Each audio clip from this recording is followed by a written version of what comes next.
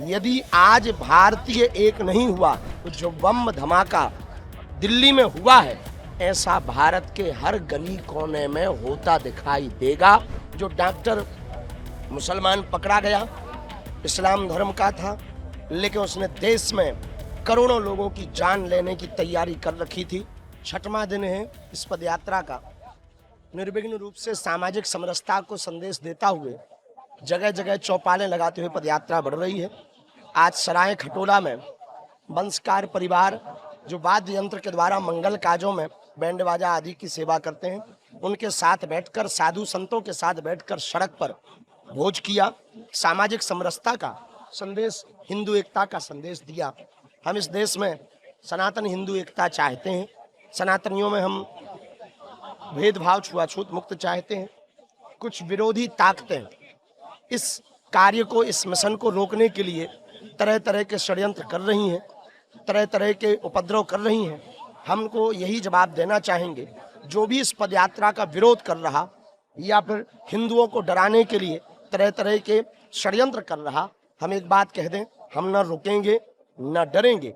यदि आज भारतीय एक नहीं हुआ, 150 करोड़ लोगों की 150 किलोमीटर की ये पदयात्रा है, यदि सभी एक नहीं हुए तो जो बम धमाका दिल्ली में हुआ है, ऐसा भारत के हर गली कोने में होता दिखाई देगा।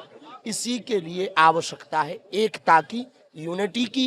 यूनिटी ही एकमात्र माध्यम है जिससे भारत में शांति, विश्व में शांति सनातन के द्वारा स्थापित की जा सकती। इसलिए यह पदयात्रा की जा रही। अब आगे भी और पदयात्रा करेंगे। 16 तारीख को लाखों सनातनी उन आतंकवादी ताकतों को, देश को तोड़ने वाली ताकतों को, देश में व्यभिचार फैलाने वाली ताकतों को, देश में दंगा करने वाली ताकतों को, जो डॉक्टर मुसलमान पकड़ा गया, इस्लाम धर्म का था, लेकिन उसने देश में करोड़ों लोगों की जान लेने की तैयारी कर रखी थी।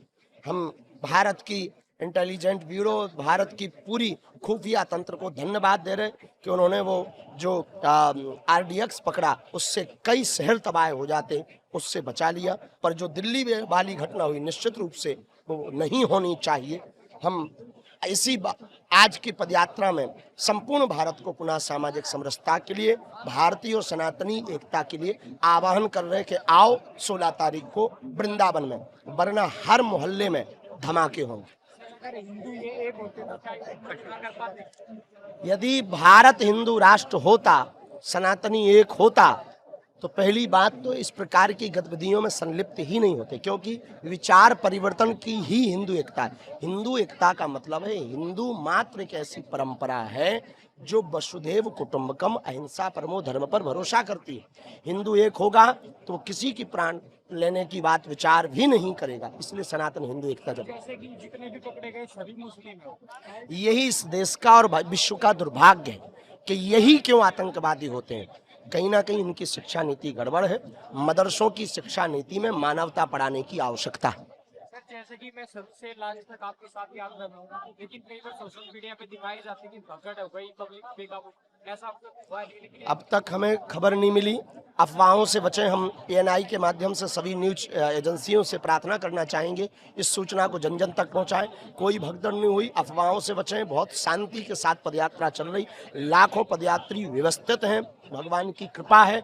आगे और लाखों की मात्रा में 16 तारीख को जनसंघ बागेश्वर धाम का परिवार पूरा ब्रजधाम वृंदावन पहुंच रहा है। सर, युवा को क्या मैसेज देना चाहोगे आप ये दिल्ली को लेकर? हरियाणा में नशा सबसे ज्यादा खतरा है और पंजाब और हरियाणा को टारगेट करके नशा में युवाओं को लिप्त किया जा रहा है। भविष्य में, कालांतर में नशा के लिए भी कोई एक क्रांति की जाएगी। अभी तो सामाजिक समरसता, हिंदू एकता पर जोर है और युवाओं से यही कहना है, एकजुट रहो। तुम्हारी ताकत यदि एक हो गई तो तुम कुछ भी कर सकते हो। इस देश की दिशा और दशा बदल सकते हो। Subscribe to One India and never miss an update. Download the One India app now.